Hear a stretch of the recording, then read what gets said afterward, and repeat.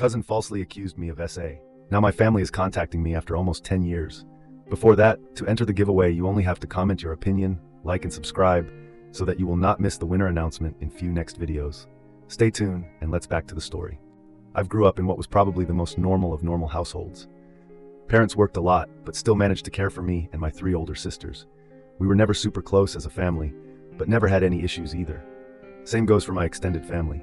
They always lived a few hours away, but we saw each other during summer holidays or Christmas and always got along great. But when we got older, we naturally grew apart as everyone had their own lives. I'm 31 now. In 2014, when I was 22 and attending uni, I got a phone call from my mother that turned my life upside down. I remember I didn't even answer at first because I was gaming with friends. But she called again immediately after the first call. This was an unwritten rule in the family. If you call twice like that, it's important. Like someone died, important. So when she called again, I excused myself and answered, only to hear chaos in the other end. Like people were arguing. But when my mom realized I had answered, it sounded like she went to another room and closed the door. I just asked what was going on, and I heard she was crying. My memory of this conversation is a bit blurry, but she basically asked me if I had something to confess to regarding E. E is my cousin on my mom's side and is 7 years younger than me, 15 at the time. At that point, I hadn't even seen E for several years. I just said no and asked what this is about. She just cried even harder and started accusing me of sexually assaulting E back when we were children. That E had told everything to my sister, and that my sister told my mother and my aunt.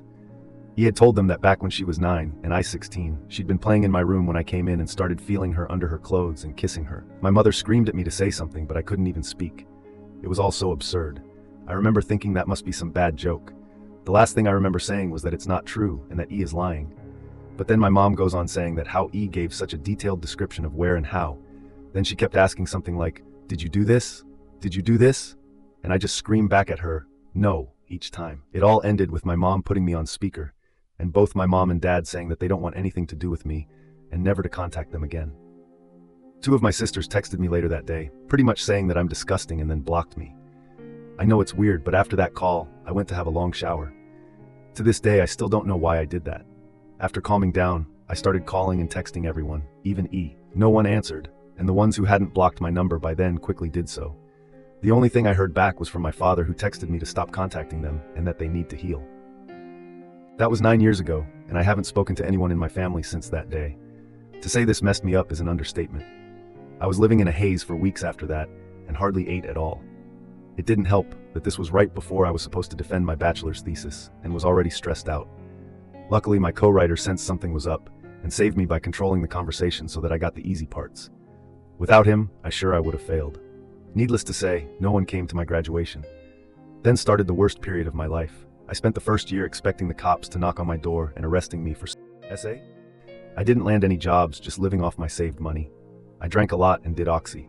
I also grew resentful and violent. The only reason I didn't hurt anyone is because no one was around. My neighbor called the cops on me once after I had smashed a glass, but I managed to convince the officers that I had just dropped it, and they went away since there were no others inside my apartment. Instead of sleeping, I spent my nights planning how I could hurt E and make sure no one ever found out. Even thinking how I could actually do the things she'd accused me of, but much worse. I know, I'm not proud of that. I landed my first real job in my field in late 2015. Only then did things start to improve. I focused all my time on my job, as it gave me something normal to do. Recovery was a slow process, but I drank less, sober now for 4+ years, and smiled more. I lived cheap and earned good money, so I made a point of buying myself a nice gift for my birthdays, a VR headset, a motorcycle, Lego, etc. And last year I moved from my shitty apartment and bought a small house. It was an old dream of mine to have my own garage and a garden to care for. This has boosted me even more, so my life is okay now. I still got problems. I've been on antidepressants for the last few years, and while they help, it's not in a happy way. They simply remove the dark thoughts and replace them with dead ones. My trust in other people is close to non-existent. I've tried dating, but only been on 2 dates with 2 different women. It's really hard to speak like a normal person when it comes down to it. And what would I tell a potential partner when she asked about my family? Oh, you know, they accused me of a heinous crime and we're not talking anymore. But I didn't do it, I swear. My field is very male-dominated, so the only woman I really speak to is my therapist, who I like a lot. If this text was difficult to follow, I apologize. I'm not good with words on the best of days, and I started rambling a bit when it all came back to me. It's already getting long, so I will fast forward to my current issue. Text 1. Hi name. It's been so long since we talked. We miss you and want to know how you're doing. Here she writes a long text about my sisters and how my nieces and nephews are getting big. I didn't even know I was an uncle. Know that we love you and always will. Mom and Dad. Hi. We understand if you don't want to talk to us after what happened, but please listen. Last month, the subject of you was brought up at a family gathering. During this, he was downplaying everything that had happened to her. It got so awkward that she finally admitted that nothing happened and that she probably just dreamt it. We were all appalled by this.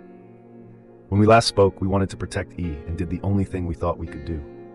We know that's not excusing how you were treated. What E did was wrong, and we're all angry at her. We have called everyone that knew and told them the truth. We all want to speak with you, and your sisters want you to meet their families. Please write back if you can find it in you to forgive us. Mom and Dad. So yeah, that's my situation right now. I haven't answered, but they no doubt know I've seen it. Truth be told, I'm seething. So many old shitty memories are now stirring again. I don't want to forgive them, and I wouldn't trust myself to be in the same room as them right now. Part of me wants to call my family and unleash everything on them, to guilt them with everything I went through until they all hit their rock bottom. Then dedicate my life to make my cousin's life as miserable as possible. The other part wants to ignore them and continue with my okay-ish life with my motorcycle and my garden to keep me company. I don't have any friends. The only people I speak to are my coworkers, but we're not really close. I've called my therapist's clinic, but they told me she's on vacation and won't be available for weeks, and I don't want anyone else than her. So that leaves internet strangers. So please, where to go from here? Do I ignore them and continue as is, or do I answer? And if so, what to even write?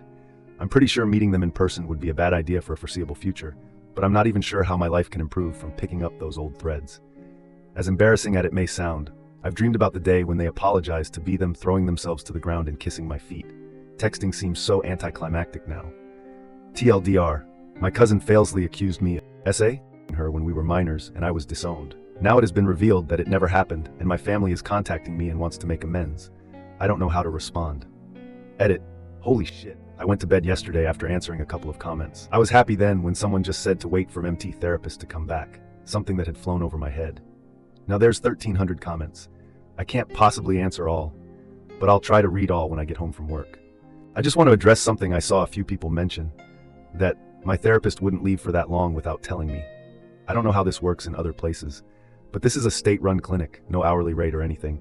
I got assigned to her when first going there, which means she will continue to get me on meetings that follows. But that is not 100%. If she's on leave or sick, I might get someone else. 4 to 6 weeks of vacation is not uncommon. Edit 2. Some people have messaged me about an update video on TikTok. Please note that this is not by me. All I have written you can see on this page.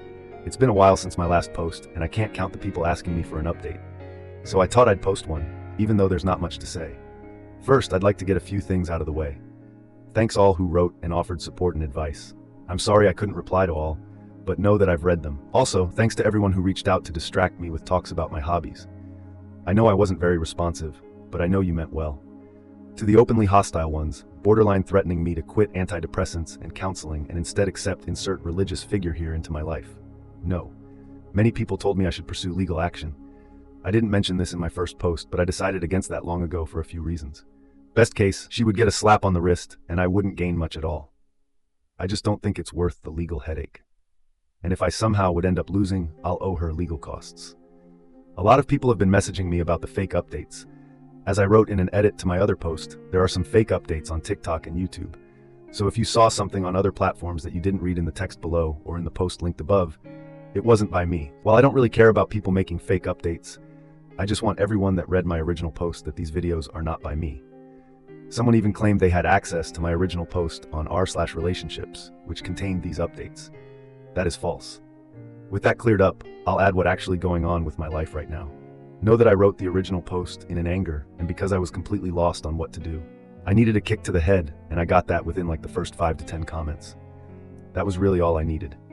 I've met my therapist. I was first scheduled for September, but she managed to move it, and we've had 2 talks so far. She also read the original post and many of your comments. While she would have preferred me to confide in a colleague of hers, in the end she was glad you guys told me to calm down a bit and wait. She knows firsthand how I can get when angry. I won't go through everything we talked about, but it comes down to that I may respond to my parents at some point, but if I do, it won't be anytime soon. I've started writing everything down that I want said to my family and then my therapist, and I will go through those things continuously. For those who asked, they haven't tried to contact me further. I will not be updating this issue anymore. not on Reddit, including DMs, or anywhere else in case of more fake updates.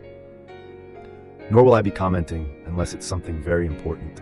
I don't want to be rude, and I appreciate all the support, but it really is draining sometimes. I was almost glad when the moderators locked the comments on the first post. I'd like to end by saying thanks again to all the people who's been wishing me well and checking up on me, and for the people writing to check that I'm still alive. Don't worry, you don't have to do that. I'm off work for a while and not by the computer much. I'm busy painting my garage,